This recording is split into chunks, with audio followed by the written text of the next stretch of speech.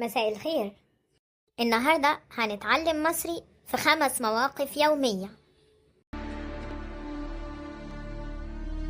يلا بينا. هنتعلم كلام مصري بسيط من خلال مواقف حقيقية. يلا نبدأ. صباح الخير.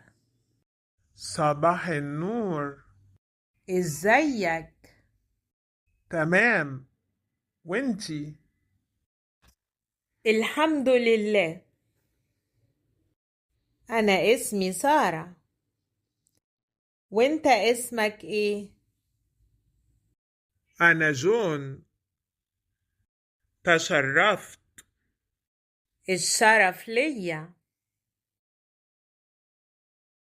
خد بالك، ازيك معناها how are you، وتمام معناها I am good. ودلوقتي مع المشهد التاني، الجنسية والسكن. انت منين يا جون؟ أنا من أمريكا، وانتي؟ انا مصرية من القاهرة. ساكنة فين؟ انا ساكنة في المعادي. وانت؟ أنا ساكن في الزمالك. في العامية أنا ساكن للمذكر، وأنا ساكنة للمؤنث. أنا جعان قوي. تيجي ناكل كشري؟ إيه كشري ده؟ ده أكلة مصرية جامدة، فيها رز وعدس ومكرونة وبصل. يلا نجرب. وعايز تشرب ايه؟ عصير مانجا.